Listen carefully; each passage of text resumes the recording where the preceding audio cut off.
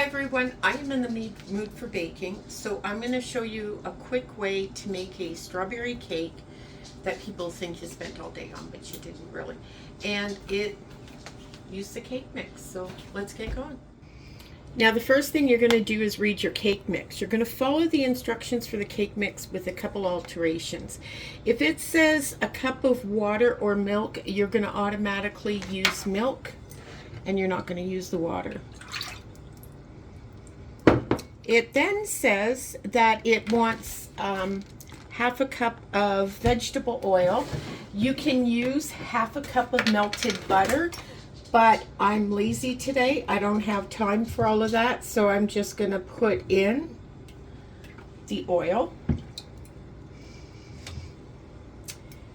And my mix says 3 eggs, so I'm going to put in 4. So whatever your cake calls for, you're going to use milk instead of water. And you're going to put in 1 extra egg. No matter how many eggs it calls for, add 1 extra one. Okay, you're going to get a package of no sugar added strawberry jello. Open it up and you're just going to eyeball it. But you're going to put about half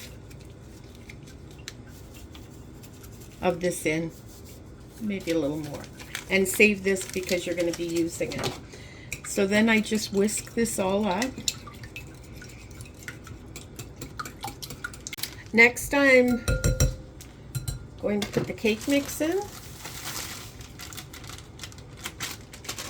and you can do this with an electric mixer. Mine broke and I just don't want to use my KitchenAid stand mixer for this. So I'm just going to do this by hand. So if you're doing it by hand or the mixer, you're just going to mix this for 2 minutes. And see this really nice pink color that you're getting? And this will give it some extra strawberry flavor. And it's also giving it a nice pink color. Okay, after the 2 minutes is up, or whatever time it says on your package, you're going to fold in a cup of strawberries. I like them about that size. I'm going to get a knife because there's a couple in here. This is too big. If you put them too big, what's going to happen is, well, they're going to try that anyways. They're going to try and sink to the bottom. And you're hoping to get a few to stay up there. So these look about okay. And we're just going to fold those in.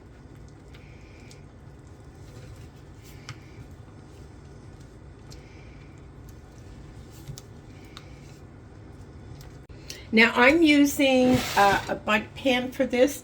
The reason being is bundt pans make everything look like you're some professional expert baker when all it is a shape of a pan. I'm not sure I mentioned it, but I did grease the pan because that's according to the cake box directions, right?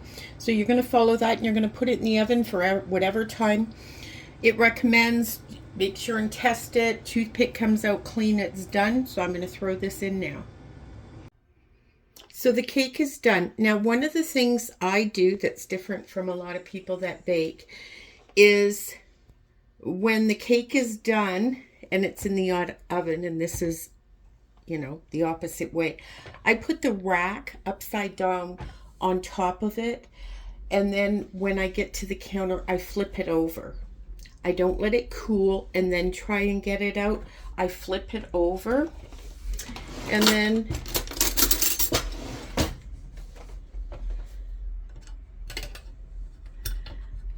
I immediately, oops, that was not very delicate doing it in front of the camera because Jesse's in the way. But there it is, perfect shape. It comes out the easiest that way and doesn't tend to stick if you do it immediately. So this is going to sit there and cool for a bit, and then we're going to come back and make a glaze. Now that the cake is cool, I'm going to make a glaze. If you're lazy, just buy a can of frosting. Vanilla, cream cheese, melt it a little bit, pour it over it. I don't have any canned frosting, so this is what I'm going to do. I'm going to take the other half of the Jell-O package and put it in. And I start off, I don't measure, I just put in a little bit of milk. Mix that all up.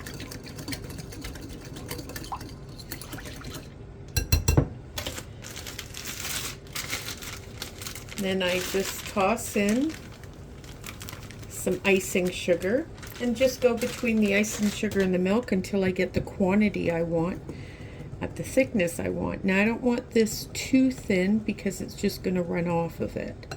So I want it to have a bit of consistency. So this is getting to be about the consistency I want. And how I test that is I just take a spoon and I pretend I'm glazing it, and if I think it's running too fast, I add a little bit more. So I'm just going to put a little bit more sugar in here. We'll go at it again.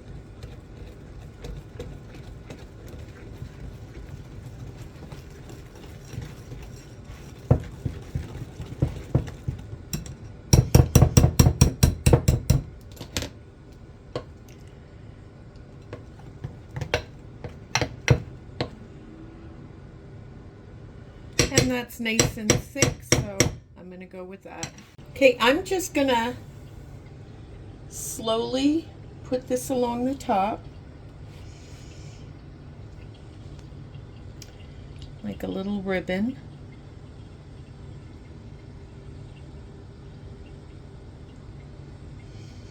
And just keep going around.